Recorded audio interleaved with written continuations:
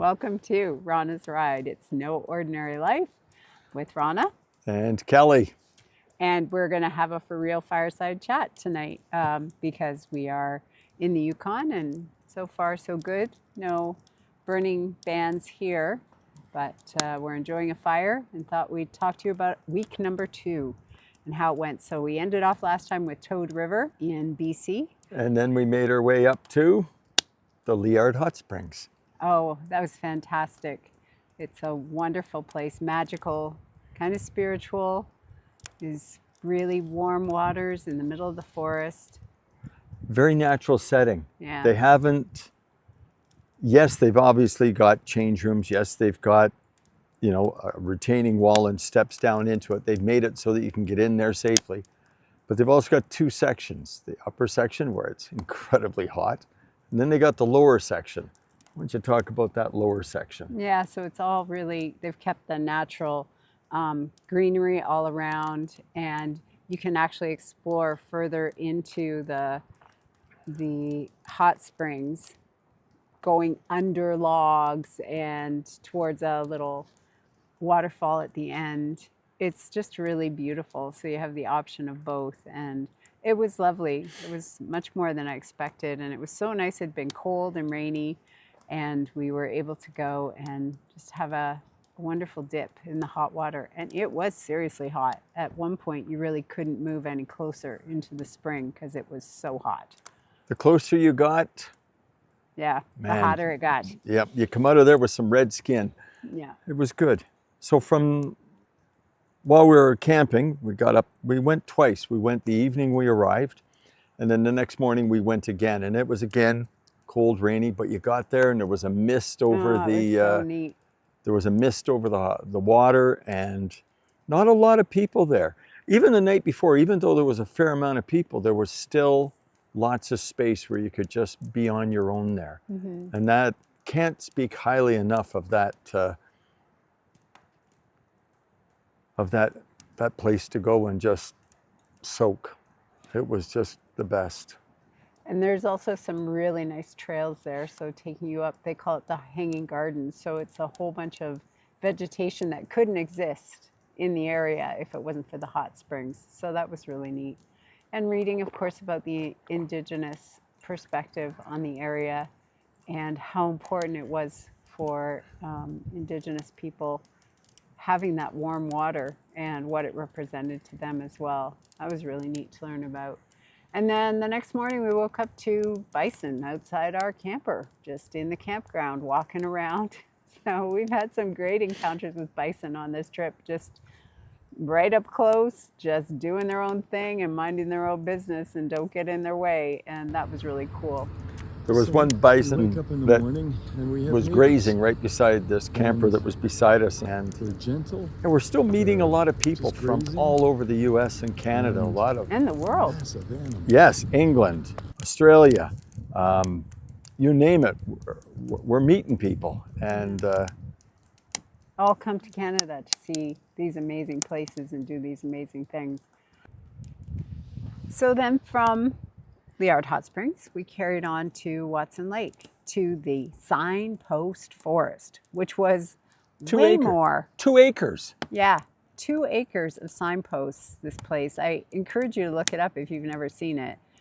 Over 100,000 signs from all over the world. I think it was started in the 1940s. Something like that, yeah. Because there was one in the US and the guy decided that this would be a good spot. He was on his way up and he just decided to do it, and everyone's done it since. So yeah, there were some really fun signs, and then lots of family signs, flip-flops and freeways and... Righty-lefty. Yeah. What's the one you liked? Do epic shit. That's my favorite. I think we've been doing some of that. Yeah, we have for sure. More on that one to come. Yeah, but it was lovely. Great place to camp overnight, and got to do a library tour. So you see a few pictures of Kelly's book that he picked out at the library was How to Survive a Bear Attack, which we did not read very much of. We can talk about bears a little later on in this one.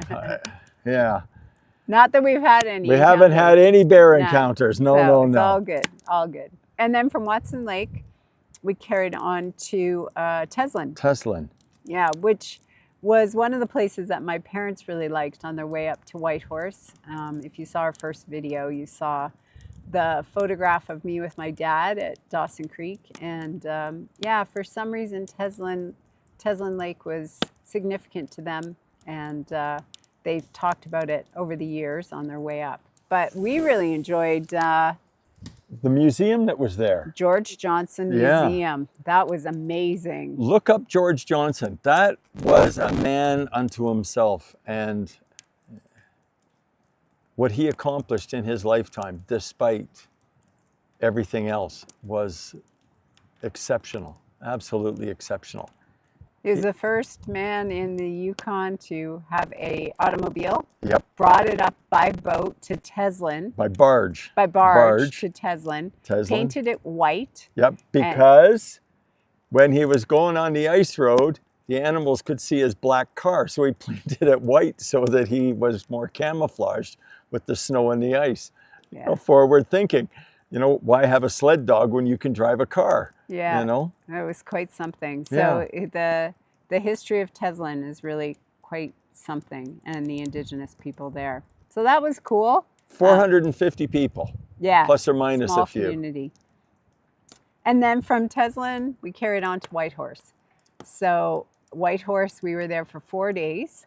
Had some that was incredible bike rides. The trails there are beautiful. Had great pizza at Dirty Northern Bastards. Yeah. It's an amazing restaurant.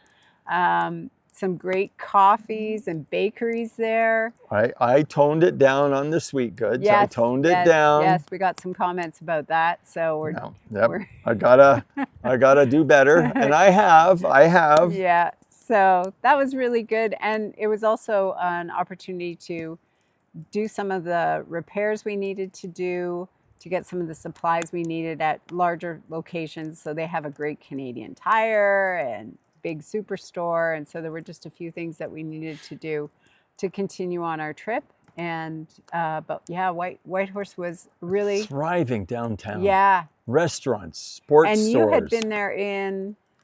I'd been there in 2011. And the difference? And the differences were incredible. Not that it wasn't something beautiful then, but it's just, yeah. It was lovely. It was lovely in Whitehorse. And then we did a train ride. Oh yeah, we went to Skagway. Yeah, we took the train trestles. Oh. But we're going to have a separate video on that one because it can't be covered here. You'd have to hang up on us. You know, it's just going to go on and on and on about that one. Yeah, but the trip itself was really beautiful. It was a bus ride to Carcross, which was also an incredible little community and really kind of touristy built up, but in a respectful way. And got on the train in Carcross and carried on to Skagway in Alaska. And actually, sorry to correct you, we stopped at Carcross and then went on to Fraser. That's right. BC, and that's where we caught the train. And we picked up people in Carcross and then went down to Fraser, BC. Sorry about that. No. But it's the bus ride, I mean, I keep saying this, scenery. Oh, it's so amazing. And then you get on the train and it's like, you were allowed to go outside the train and just, there was a little railing there and you could look down and it was like way down there. And you go, here's this train and you're looking, and you're right on the edge and you're just looking straight down and it's just the waterfalls that you could see, yeah. And one thing that was unique about this train ride is that they would stop for hikers that had done, you know, this White Pass trail. So I think we stopped twice for those that were hiking. I mean, it's got to be obviously prearranged. Yeah, and then we got down to Skagway and had a lovely meal, walked the town. I think we had, almost 2 hours there? Yeah. 4 big cruise ships. It was interesting. It was busy. Again, more about the journey than the destination, I think, for Absolutely, us. the journey. Absolutely, the journey. And then we got a bus ride back from Skagway all the way back to Whitehorse. And our driver, man, he stopped 2-3 times on the way back to give us viewpoints and to ensure that we had a great trip and a great time with that company. Yeah. And he didn't have to stop at these places. This was all on him. And yes, we gave him a good tip. We gave him a very good tip. So that was a really neat part of our time in Whitehorse. And overall, I would say our second week was great too in terms of using the camper. So we figured out our not figured it out, but we actually started using our hot water tank and our shower for the first time because we were boondocking a couple of times and just hopped into the shower, which is, what is it, 2 by 3? I think it's 2 feet by 2 feet. No, That's not, it's not, I'm going to measure it. I'm going to measure it because you have maybe this by this for your feet. You do not have much more than that. But hot water, yeah, I tell you, it beats not having a shower. Yeah, so it's good. And then our furnace has been working, which has also been really, really nice. It's been chilly here. Yeah. There's no shorts and a t-shirt for very long at this place. Yeah, yeah. But then, you know, not many bugs either. Like we have not been swarmed like we were in other locations. Yeah, so that's a summary of our week number 2. And we're gonna make sure we include photographs in this video so you're not having to just look at us for the whole thing. And I didn't need to say that. So that's been our second week. That's a summary of our second week and our fireside chat. And we'll do the video montage again as well to accompany it. But it's just been really neat to be able to record this and chat about our adventures. Oh, we've had some adventures. We have. Yep. All the best. Thanks. Thanks for joining us. It's no ordinary life. It's no ordinary life. It is not.